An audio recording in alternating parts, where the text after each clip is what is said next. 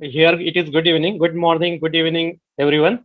This is Professor Shashikant Patil, Associate Professor from SVKM Cinemas University, Shirpur campus. And today's topic is teaching methodologies and delivery mechanism in education 4.0. So if you see all over the world, across the globe, there are so many cultures, there are so many great cultures, whether it is European culture, American culture, Indian culture, all the continents, they are having great culture. And in each culture, there are some, what you can say, legacies and some traditionals and some rituals, and that helps us to educate and live the standard life. So if you see, our topic is education 4.0. So in India also, if you see Indian culture or Greek culture or Roman culture and Chinese culture and so many great cultures, they have a great legacy of Guru Shishya Parampara. Guru means teacher and Shishya means student.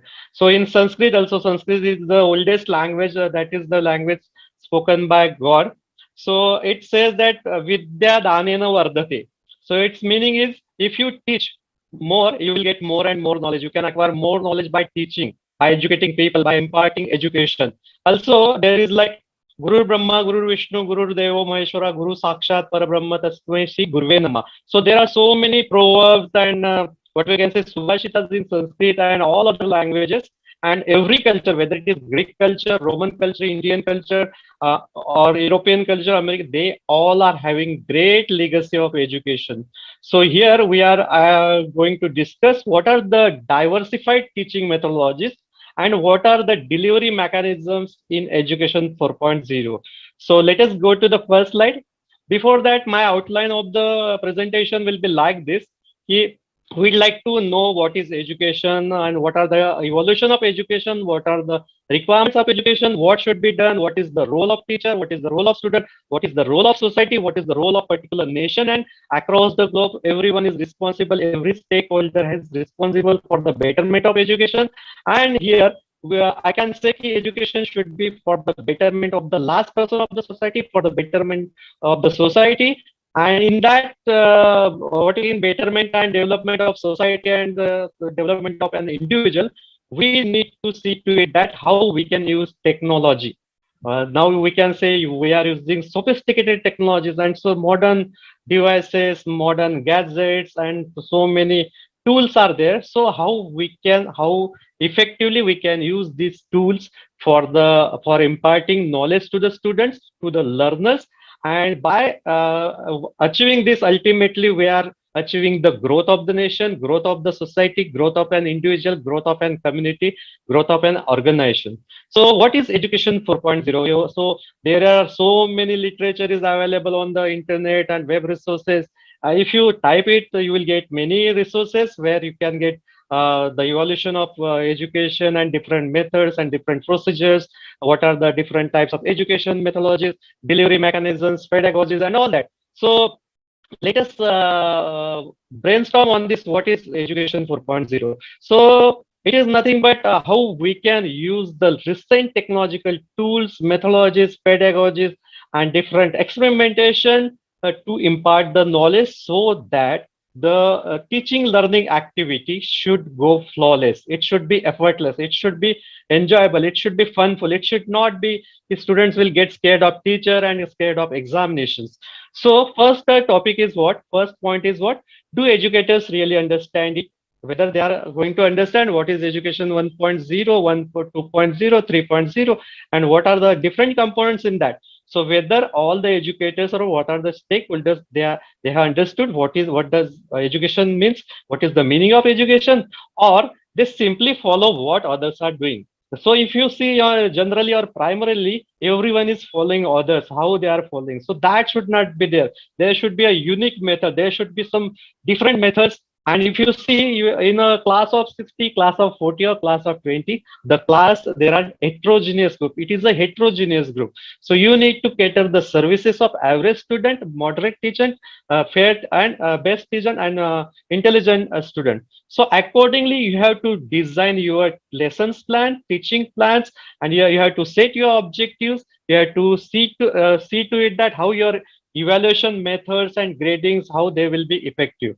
So what generally people do, or educators do, or teachers do, they simply follow what others are doing, what is given in textbook, and following traditional methods. I am not against traditional methods. Along with traditional methods, we are supposed to follow what are the recent technical tools, what are the different methodologies, and all that. So education 4.0, where human and technology are aligned to enable the new possibilities. We always should look for the new possibilities. So here, what we are supposed to do, we should think what is the role of teacher in education 4.0, or what is the role of student in education 4.0. Along with that, we also need to see what is the role of what society, parents, then what are the role of schools, school managers, what is the role of government, what is the role across the universal societies which are working towards the betterment of education. So education 4.0 is, it is the use of technology and other tools and pedagogies intelligently for the betterment of students or learners and overall betterment of the education system. It also comprises the traditional methods and all other. So next is how industry 4.0 will change the education. So if we see empowering education to produce the innovation, if you see innovation has its own importance in industry and corporate sector. So if you empower the education, you will get innovative ideas, creative ideas, and from that you will get a simple solutions and affordable solutions which can be afforded by the common people. So here, students or learners will work in peer-to-peer network, and they will. That is one kind of cooperative learning, or you can say collaborative learning, or think, pair, share kind of things are there, or the organizations or schools which are open and structurally liquid. They will be hired and laid off on demand or works as a fee agents. Here, they will have to compete for employment. So you need to see to that your students, your learners should be have some expertise. They must have some skill sets so that they can sustain, they can cope up with the global market. So they can get employment in any sector, in any community, in any place on the world. So again, it also comprises of new skill sets. Day by day, if you see, there are trending skill sets are there and competencies which are required to find out the solutions for day-to-day life, what can I say, for problems or real life problems, and how our studies can be related to day-to-day problems, and we can bring out the effective solutions for which will affect the mass people. So here, like we are supposed to develop non-linear thinking, social thinking, intercultural skills, self-management, self-competence, along with the necessary skills which are mentioned in other 1.0, 2.0, and 3.0. And along with that, universities or colleges would have to recalibrate, restructure their strategies, their delivery mechanisms, their pedagogies, their different methods of teaching, learning, and assessment methods or evaluation methods, examination methods, so that we can, what we can say, we can achieve the goal of the education 4.0. So this education 4.0 is what we can say, it is inspired from the industrial revolution 4.0.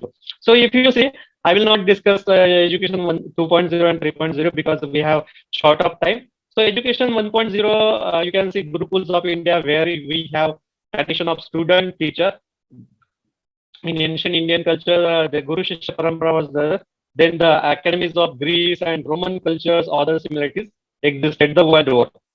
So you can see their low student teacher ratio is there, flexible schedules are there, and syllabus are there, and they are highly personalized to every student's requirement, and multidisciplinary approach is there with languages, astronomy, warcraft, economics, politics was taught by the individual subject matter experts to the students, and this led to knowledge and information that was closely guarded. So you can see this picture is self-explanatory. You can see the impact of the sharing economy on the society. So it has great role in education 4.0, job creation. Your education should be create the jobs, resource, it should be useful for resource utilization, digital literacy, and then environment and infrastructure, transparency and accountability, skill development, which is having a it is a buzzword nowadays, and along with China and India, they have now started many initiatives which are grassroots level to develop the different kind of skill set, so that everybody will have some set of skills, and then social mobility and many more things are there. So here you can see education 4.0 is nothing but for industry, the addition of more students with nationally portable industry certifications. They can work globally anywhere, would reduce the shortage of higher skilled workers. Nowadays, you can see there is a difference of there is shortage, acute shortage of higher skilled workers also, ensuring that all students are well equipped with the great skill set, great competencies to secure productive and effective employment in their chosen career pathway. And for the economy also, having a large number of students with more advanced technology skills will increase the company willingness to invest new equipment and software. So if you see in education, the role of industry, the role of corporate sector, the role of government, the role of education department, and the role of policymakers is very, very important. And that decides how the students are going to get employment, and they will be ready for the employment. It will also elevate the labor productivity, and along with that, it will faster productivity growth, will in turn increase the national economic growth along with global growth. Now, if you see, there are strategic talents are there. So student will get exposure of complex problem solving, logical reasoning, critical thinking. They will think of innovative ideas and all that. They can have some starters. They will have some good solutions which can be used for to solve the real life problems, day to day problems, and they can be affordable also. Then people management, then event management, coordinating with others, working in groups. Then emotional intelligence is very, very important nowadays, because now if you see everybody is under stress. So in that case, emotional intelligence and emotion management, and that is very important along with all these skill sets. So there are some essential skill set along with that. These skill sets need to be focused. Then judgment and decision making ability, service orientation, negotiation skills, cognitive flexibility, then responsibly empathetic. That is also very important. Being empathetic helps you a lot in your career. Then stimulate personal development, grooming of personality, grooming of interpersonal skills, grooming of overall and molding of personality. Then in what you can say, development of your own career profile, create challenging purpose. All these are the strategic talents. They have got their own importance in education 4.0. Then if you see developments, diverse time and place, you can have variety due to online education and all that. You can have diverse time and place. Then personalized learning can be then free choice. You can take the course of your choice. Then project-based learning can be there. You can use applied experiences. Data interpretation will decide how to change your teaching plans, lesson plans, evaluation strategies, assessment strategies, and all that. Then syllabus orientation, syllabus modification. Then exams will change completely. It's not 3 hours or 2 hours stipulated time exam. So you can have multiple types of assessment, quizzes, and take home assignments, or some logical thinking, think, pair, share kind of things, or group work can be there, team work can be there. Then student ownership and mentors role will be very, very important in the education 4.0, if we say. Then what is need of an hour? So we need to what we can say, reorient, restructure the education models which are from last 500, 600, or thousands of years, and we must adapt to equip our children, our students with skills to create a more inclusive, more cohesive, and productive world. Otherwise, it will be only just degrees will remain on a paper, and there is no employability skills amongst the students. Many education systems in developed and developing economies alike still rely heavily on passive form of learning. If you see, still 90% of our classes teaching learning ability is in the form of passive. So we have to focus, we have to rely, we have to more concentrate on active form of learning, active form of teaching learning. The involvement of students in the learning is very, very important. And it should be on direct instruction and memorization. It should not be on memorization and recalling, rather than it should be interactive methods. It should promote the critical, innovative, individual thinking. It should develop logic. It should develop creative ideas. And that is the needed in today's innovation-driven economy. So if we see, there are essential characteristics in learning experiences. So you can see personalized learning, self-paced learning. If you see, there are many web resources are there. From that, you can learn on your own. You can have instructor-based learning, and it is accessible anytime. There are inclusive learning types are there. Along with that, there are problem-based or project-based learnings are there. Cooperative learnings are there. Collaborative learnings are there. Then Vidya Danena Vardhaka or Vidya, what we can say, um, Vidya Parmocha Dheyam means it is a lifelong and student-driven learning. So we always have to concentrate, and it should be student-centric learning. It should not be only assessment, evaluation, and examination kind of learning. And there, students will get global citizenship skills.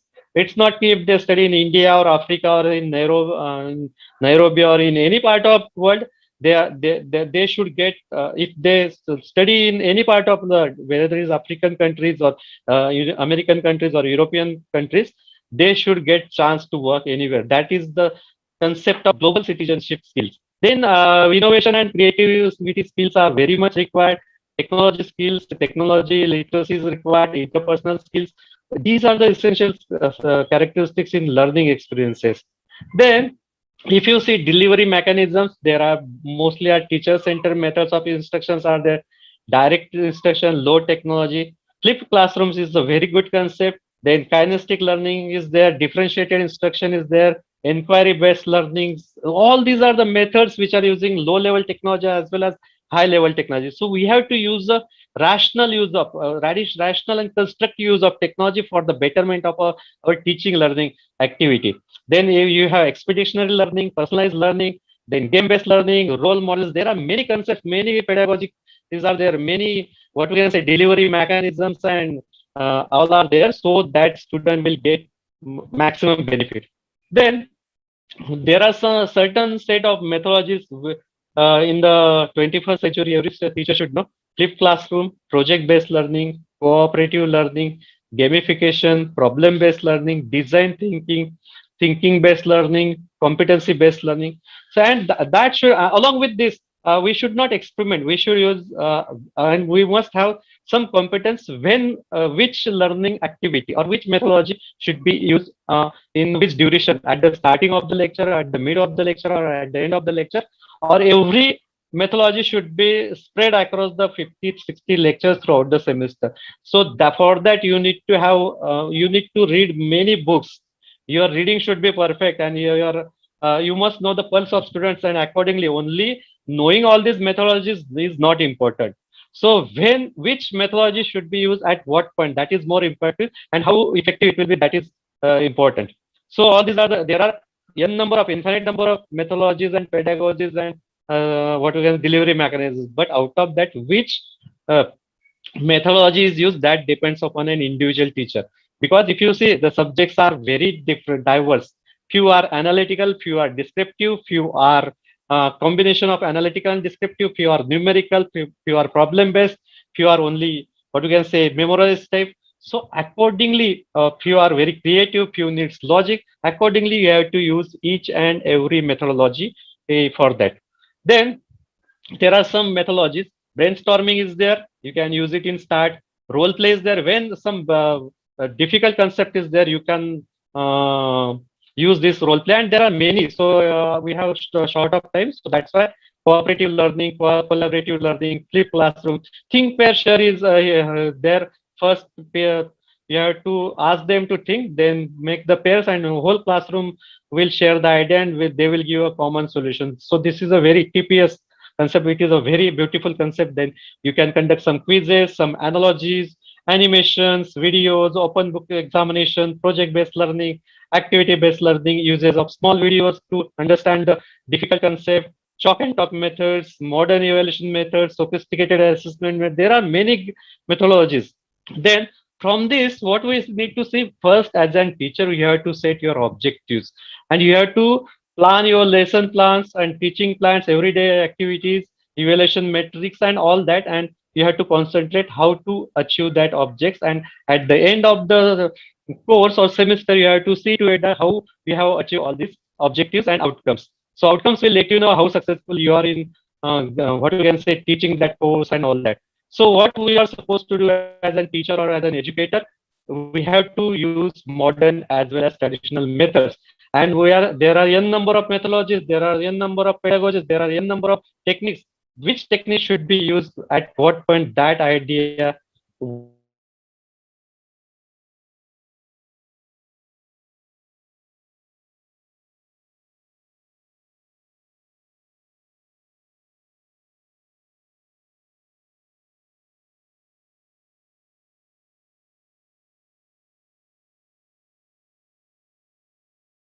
most of the cases. So you need to use how much you what we can say orient to the enrichment of teaching learning activity. So as a teacher, you have to read lot many number of books, you have to read from lot many number of web resources, and then from that you have to decide at what point you are supposed to use which methodology. Then take home message for the today's session is teacher student role is very, very important. Along with that, society's role is important, parents' role is important, government policies. If you say across the globe, there are almost 200 countries, so their policies should be similar. They should more focus on the education. Then role of regulatory bodies, like there are many bodies, ABET and all that, and at state level or national level also bodies, their role is very important. Role of parents, role of society is also very important. Parents also need some awareness about how their students should study the subject, learn the knowledge, not based on traditional methods and grades and all that. Then role of society and involvement of industry and corporate sector. This point is very important. Unless our industry and corporate sector involve more and sponsor more projects, more funds, more money, we cannot go beyond the certain limits. So if they involve more proactively, that will be the better for the national level, regional level, as well as global level.